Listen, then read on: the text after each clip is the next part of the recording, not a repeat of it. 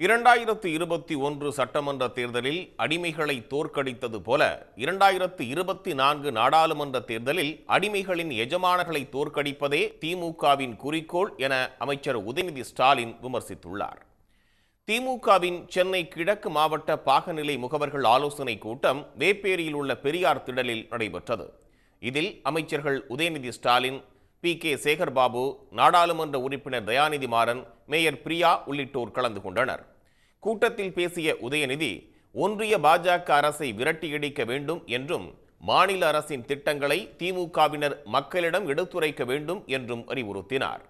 யார் முதலில் சிறை செல்வது என பழனிசாமியும் பன்னீர்செல்வமும் மாறி மாறி வார்த்தை போர் செய்வதை சுட்டிக்காட்டிய உதயநிதி, 2 பேருமே கைதாவீர்கள் என்றும் சிறைக்கு தவழ்ந்து செல்லாதீர்கள் என்றும் விமர்சித்தார். நாடாளுமன்ற தேர்தலில் அடிமைகளின் எஜமானர்களை தோற்கடிப்பதே திமுகவின் குறிக்கோள் என்றும் அவர் தெரிவித்தார்.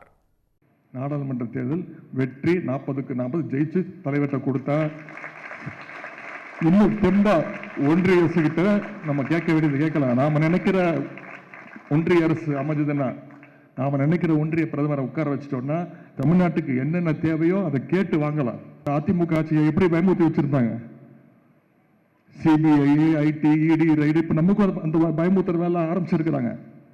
ஆனா உங்களுடைய உருட்டல் மிரட்டலுக்கெல்லாம் பயப்படுறதுக்கு திமுக ஒன்றும் அடிமைகள் கூட்டம் கிடையாது. 2021 அடிமைகளை துரத்தி வீட்டுக்கு அமிச்சோம். இப்போ இந்த தேர்தலில் அடிமைகளுடைய ஓனர்ஸ், எஜமானர்கள், அவங்களையும் துரத்தி அடிப்போங்க. நம்ம அத்தனை பேரும் நமக்கு இருக்கிற ஒரே குறிக்கோள் நாடாளுமன்ற தேர்தல் பணி, அந்த வெற்றி என்பதை கூறிக்கொண்டு வாய்ப்புக்கு நன்றி கூறி விடைபெறுகின்றேன். நன்றி, வணக்கம். நாடாளுமன்ற தேர்தலில் திமுக, பாஜகவின் பி டீம் அதிமுக என மும்முனை போட்டி நிலவுவதாக மத்திய சென்னை நாடாளுமன்ற உறுப்பினர் தயாநிதி மாறன் பேசினார். சிறு குறைகளையும் ஊதி பெரிதாக்கி திமுகவை வீழ்த்தலாம் என எண்ணுபவர்களுக்கு நாம் இடமளிக்க கூடாது என்றும் அவர் தெரிவித்தார். நமது பகைவர்கள் ரூம் போட்டு யோசிக்கிறாங்க, இதற்கு இப்படியாவது நம்மை வீழ்த்தலாம்.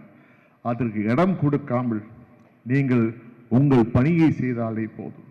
இன்னும் சொல்ல வேண்டும் என்றால் சொல்வேன், இங்கு எனக்கு வேட்பாளராக தலைவர் அறிவித்தால் நான் வேட்பாளர் கிடையாது. நீங்கள் ஒவ்வொருவரும் வேட்பாளராக தான் இருக்கிறீர்கள்.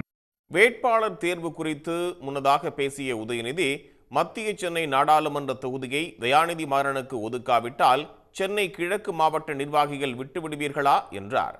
மத்திய சென்னை தொகுதி சிரித்த முகம் கொண்டவருக்குத்தான் என்றும் சூசகமாக அவர் குறிப்பிட்டார். உடனுக்குடன் செய்திகளை தெரிந்து கொள்ள சன் நியூஸ் பெல் ஐகானை கிளிக் பண்ணுங்க.